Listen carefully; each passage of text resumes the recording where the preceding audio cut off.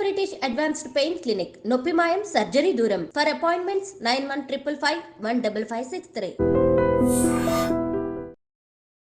నరాల బలహీనత, ఇది కామన్గా వాడతారు ఈ మాట. అంటే నరాల బలహీనత అంటే ఇందులో చాలా రకాలు ఉంటాయి. అంటే మనకి ఎనిమిక్కయ్యి నీరసంగా ఉంటాం ఒకటి, అలానే ప్రత్యేకించి ఏదైనా జబ్బులు ఉన్నప్పుడు నరాల బలహీన పట్టడం ఒకటి, లేదా ఏదైనా షుగర్ లాంటివి ఉన్నప్పుడు ఆ షుగర్ బాగా క్రానిక్ ముదిరిపోయిన తర్వాత అది మనకి డయాబెటిక్ న్యూరోపతి లాంటివి రావటం, ఇలా పక్షవాతం లాంటివి రావటం, లేదా బ్రెయిన్లో ఏమైనా హెమరేజెస్ లాంటివి ఏర్పడినప్పుడు అట్లాంటివి కూడా కొంచెం తేడా రావటం అనే నరాల బలహీనత అనేది అనేక రకాలుగా అనొచ్చు. దానికి డెఫినేషన్ లేదు. ఇప్పుడు ఒంట్లో బాగాలేదంటే ఎలా జనరల్గా చెప్పలేమో, వేడి చేసింది ఈ మాట జనరల్గా వాడతారు. కానీ స్పెసిఫిక్గా తీసుకుంటే నరాలు వీక్ అయినాయి అంటే దానికి చాలా కారణాలు ఉంటాయి. మెయిన్ కారణం న్యూట్రిషన్ లోపమే ఉంటుంది. అంటే మంచి ఫుడ్డు ఇవ్వకపోవటమే కాకుండా చెత్త ఫుడ్ ఎదురివ్వటం, ఇది ఇంకా హాని. ఇప్పుడు జంక్ ఫుడ్ మనం మార్కెట్లో తినేదంతా ఇవాళ జొమాటోలో, స్విగ్గీలో, హోటల్ నుంచి తెప్పించుకుంటే ప్రపంచం అలవాటు పడిపోయింది. ఇది ప్రజల ఆరోగ్యాల మీద తీవ్ర ప్రభావం చూపిస్తుంది. ఏ హోటల్ ఆడు కూడా ఆ రోజు తెచ్చిన చికెన్ మనకు వండి మనకు పెట్టడు. ఆడు చాలా స్టాక్ ఒకేసారి పెద్ద స్టాక్ కొనుక్కొని దాన్ని ఏదో సాల్ట్ వేసి మ్యారినేట్ చేసి పడేసి డీప్ ఫ్రీజ్లో పడేసి హీట్లో ఇస్తే ఏదైనా బాగున్నట్టు అది అలా జరుగుతుంది. కాబట్టి సో ఇలా చాలా తేడా వస్తుంది. అట్లానే పక్షవాతం లాంటి, పార్కిన్సన్స్ లాంటివి ఉంటాయి. ఇది కూడా మనం అంటే అలానే నరాల బలహీనత జనరల్ మాట మాట్లాడాం, కానీ ఈ పార్కిన్సన్స్ లాగా రావటం ఒక్కోసారి ఏమవుతుందంటే బ్రెయిన్లో కొన్ని క్లాట్స్ ఏర్పడినప్పుడు, బ్రెయిన్లో రక్తం గడ్డగట్టినప్పుడు, ఏదైనా చిట్లినప్పుడు చేసినప్పుడు కూడా మనకి నరాల వీక్నెస్ అవ్వడం జరుగుతుంది. నరాలకు సంబంధించి మెయిన్ సమస్య ఎక్కడ వస్తుందంటే, ప్రధాన సమస్య బ్రెయిన్ కాదు, బ్రెయిన్ అనుకుంటే బ్రెయిన్ కూడా కాదు, ఎక్కువ వెన్నులో మనకి ఎక్కువగా భాగంలో ఏం జరుగుతుందంటే, ముఖ్యంగా L4, L5 దగ్గర ఎక్కువ మందికి అంటే వెన్నంతా ఇబ్బంది పడినప్పటికీ, అంటే లోయర్ మనకి ఇక్కడ గుంటలాగా ఉండే చోట ఆ ప్లేస్లో ఎక్కువ రకరకాల కారణాల మూలన అక్కడ డిస్క్ బల్జ్ రావటం కానీ, అంటే డిస్క్ మధ్యలో మనకి ఒక వెన్నెముక మధ్యలో ఉండే దీని చోట కుషన్లాగా ఉండే ప్లేస్లో ఐదర్ డిస్క్ బల్జ్ అవ్వటం కానీ, అది ప్రొట్యూషన్ ఇంకేదన్నా చొచ్చుకొని రావటం కానీ, అక్కడ బోన్ పెరగటం కానీ బై ఫోర్స్ కానీ, లేకపోతే ఈ డీహైడ్రేషన్ లాంటి కారణాలు అంటే మనకు వాటర్ తాగే అలవాటు చాలా తక్కువ ఉంటుంది. ఈ కారణాలు అనేక కారణాలు ఉన్నాయి. అట్లనే డి విటమిన్, కాల్షియం అందనప్పుడు, అట్లనే సన్నగా ఉండేవాళ్ళు ఈ రిస్క్ మనం చాలా ఎక్కువ గమనించవచ్చు. ఇవన్నీ వెన్నులో ఏమవుతాయంటే, ఎప్పుడైతే ఆ వెన్నులో మనం ఏదైనా దెబ్బతిన్నప్పుడు ఆటోమేటిక్గా దాని కిందకి వెళ్ళే నరాలు, సయాటికా కానీ ఇంకోటి కానీ నరాలు ప్రెస్ అవుతాయి. ఆ ప్రెస్ అయినప్పుడు మనం కాలంతా లాగేస్తుంది, లేదా చెయ్యి అంతా లాగేస్తుంది, లేదా పలానా పార్ట్ అంతా నిప్పుట్టింది అంటాం. దానికి కారణం వెన్నులో ఉంటుంది ఎక్కువ. సో మన వెన్ను స్ట్రెంగ్తన్ చేయడానికి అట్లనే ఇది ఎక్కువ మంది ఎవరికి వస్తుందంటే, సాఫ్ట్వేర్లో అలా కూర్చుని, లేదా ఆఫీసులో పనిచేసేవాళ్ళు ఒకే కుర్చీలో కదలకుండా కూర్చుని పోజర్లో ఉన్న వాళ్ళు కూడా వస్తుంది. దీని సొల్యూషన్ ఏంటంటే, వెన్ను నొప్పి ఉన్నాళ్ళు నిదానంగా కొన్ని వెన్ను ఎక్సర్సైజ్ చేయాలి. వీళ్ళు రెగ్యులర్ ఎక్సర్సైజ్లు మాట పక్కన పెడితే, అది చేశారు చెప్పారు టైం ఉన్నా లేకపోయినా ప్రతిరోజు చేతులు ఇలా పైకి పెట్టి, యోగాలో మనం బేసిక్స్ చేస్తాం కదా, చిన్నప్పుడు మనం డ్రిల్ చేసినప్పుడు స్కూల్లో చదువుకున్నప్పుడు డ్రిల్ మాస్టర్ చేయించే బేసిక్ ఎక్సర్సైజ్లు, చేతులు రెండు పైకి పెట్టి కాళ్ళు దగ్గర పెట్టి ఒంగును మన కాళ్ళని అంటుకుంటే ట్రై చేయడం, స్లోగా ఈ ప్రాసెస్ అంతా చాలా నిదానంగా జరగాలి. ఎక్కడ మీరు స్పీడ్ వాడకూడదు. పక్కకు స్ట్రెచ్ అవ్వటం, బోన్ అలా చేయాలి. అలానే ఒకే పోజర్లో మీరు ఎక్కువ కాలం ఉండద్దు. కుర్చీ ఉంటూ కూడా మీరు మార్చుకోండి. చాలా సందర్భాల్లో ఈ నరాల నొప్పులు ఇవి వచ్చినప్పుడు, ఆ వెన్ను కారణమైనప్పుడు ఈ పడుకునే పోజర్ సరి చేసిన, అంటే మన పొరుపును కూడా 6 నెలలకోసారి ఒక పక్క నుంచి రెండో పక్క తిప్పేసుకుంటాం. అంటే మన ఏ సైడ్ ఉంటే మనం బి సైడ్కి ఇలా ఫ్లిప్ తిప్పుకోవాలి. ఇలాంటివి కూడా కొంతమంది నడువు నొప్పులు అవన్నీ పట్టేయటం అలా జరుగుతాయి. అట్లనే చైర్లు కూడా మీరు నొప్పి అనిపిస్తే తరచూ మార్చుకుంటాం. తరచుగా చైర్లోంచి లేచి ఒళ్ళు రుచుకున్నట్టుగా చేయటం, ఇట్లాంటివన్నీ కూడా కొన్ని టెక్నిక్స్ పాటించాలి. అలానే అన్నిటికంటే ముఖ్యంగా చేయాల్సింది ఏంటంటే, ఫస్ట్ పని నొప్పులు కానీ వెన్నుకు సంబంధించిన ప్రాబ్లమ్స్ ఉన్నాళ్ళు నీళ్లు బాగా తాగాలి. వాటర్ని క్రమ పద్ధతులు తీసుకోవాలి. ఒకేసారి మీరు కక్కుతుపడి ఎక్కువ తాగకూడదు. 300 ml చొప్పున ప్రతి 45 minutesకి ఒకసారి తీసుకోండి. రోజులో 15 సార్లు నుంచి 17 సార్లు తీసుకోండి. ఇది ఒక అద్భుతమైన ప్రక్రియ. నొప్పులన్నీ దూరం చేసి డిస్క్ ప్రాబ్లం సరి చేయగలుగుతుంది. అట్లనే విటమిన్ డి3ని చాలా హై డోసుల్లో, అంటే ఆల్మోస్ట్ 100 పైన ఉండేటట్టుగా చూసుకోండి. కాల్షియం కూడా ఆహారం ద్వారా న్యాచురల్గా అందేటట్టు ఎక్కువగా ప్రిఫరెన్స్ ఇవ్వండి. అట్లనే ఒమేగా-3 బాగా ఇచ్చినప్పుడు కూడా చేయండి. నరాలు బలహీనం అన్నప్పుడు మనకి ముఖ్యంగా వెన్నును స్ట్రెంగ్తన్ చేయడానికి వాడేది ఏంటంటే, అన్నిటికంటే బాగా కీటోన్స్ అద్భుతమైన ఎనర్జీగా పనికొస్తుంది. కీటోన్స్ని చక్కగా ఉపయోగించుకోండి. కోకోనట్ ఆయిల్ కూడా డైట్ చేసేస్తే ఫుల్గా చేసేస్తారు, నో ప్రాబ్లం. లేని పక్షంలో మీరు పొద్దున 10 గ్రాములు, సాయంత్రం 10 గ్రాములు విధిగా తీసుకోండి. D3 ఫుల్గా కనుక ఉంచుకుంటే మీకు ఈ నరాల ప్రాబ్లమ్స్ తగ్గుతాయి. అట్లానే పక్షవాతం అంటే కూడా వీఆర్కే డేట్ అద్భుతమైన పరిష్కారం.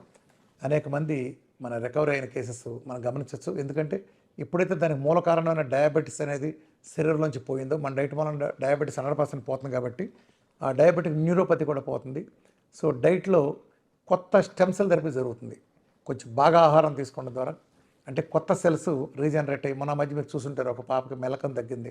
1 మంత్లో మెలకను పోయిందంటే వెనకమాల న్యూరో మనకి ఆ నరాలు ఉంటాయి కదా, అవి కొత్త రక్తనాళాలు సృష్టించబడటం ద్వారా, అంటే స్టెమ్ సెల్ థెరపీలో జరిగింది.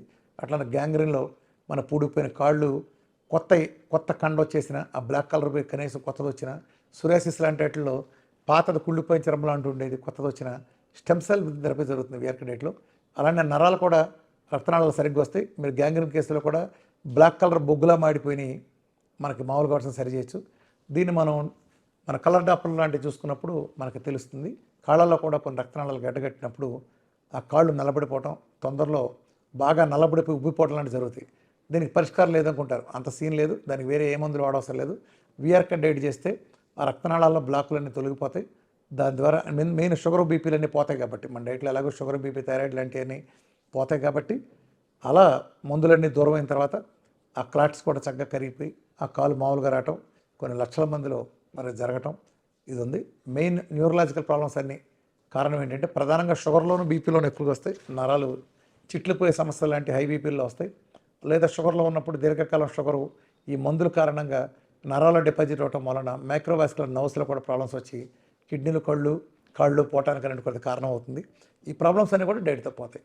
సో మీరు ఏ న్యూరోపతి ప్రాబ్లం ఉన్నా సరే ది బెస్ట్ సొల్యూషన్ ఏంటంటే ప్రకృతి మన ఇంట్లోనే ఆహారం ద్వారా లేదా న్యాచురల్ సప్లిమెంట్ల ద్వారా తగ్గించుకోవాలనుకుంటే VRK diet protocol is the best choice. థైరాయిడ్లో మనకి బేసికల్గా 2 రకాలు ఉంటాయి.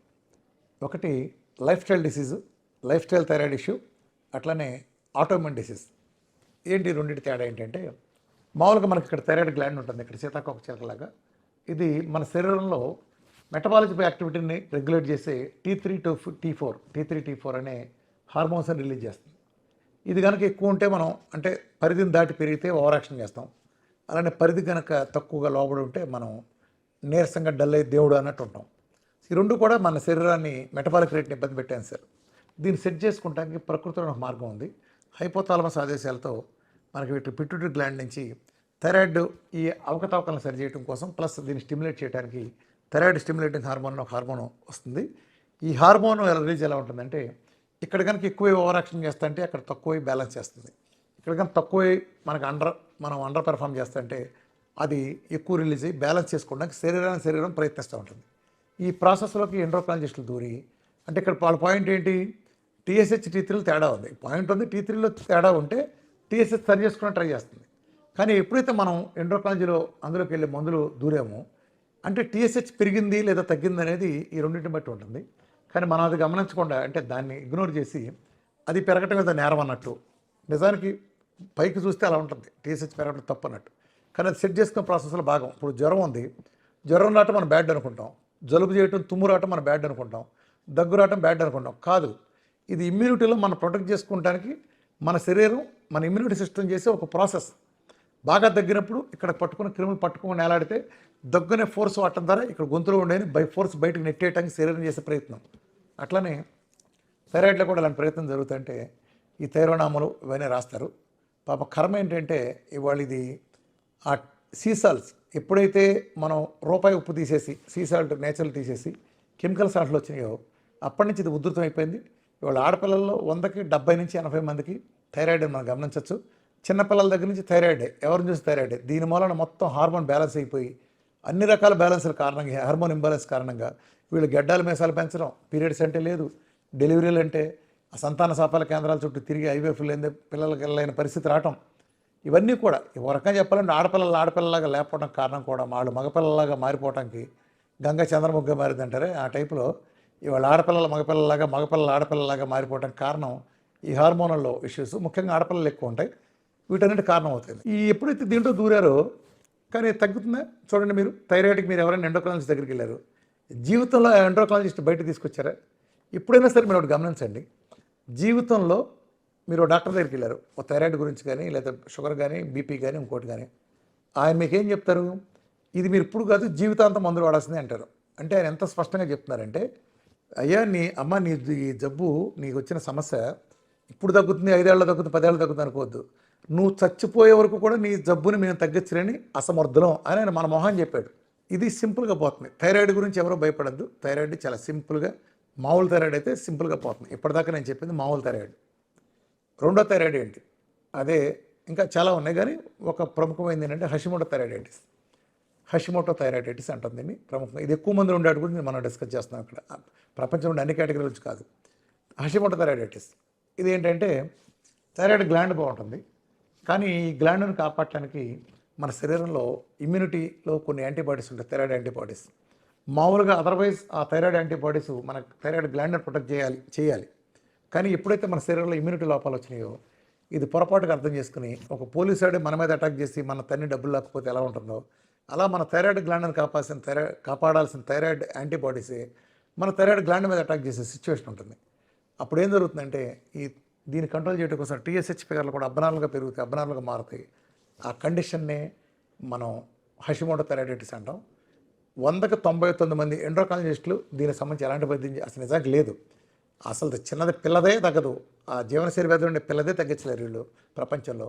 హషిమోటో థైరాయిడైటిస్ అనేది అసాధ్యమని చెబుతారు, కానీ అంత సీన్ లేదు. ఈరోజు కూడా ఒక ఆయన వచ్చారు మెడికల్ ఫీల్డ్లో, ఒక ఆయన 20 సంవత్సరాల నుంచి హషిమోటో థైరాయిడైటిస్. చక్కగా ఆయనకి ఒక నెల నార్మల్ అయిపోయింది.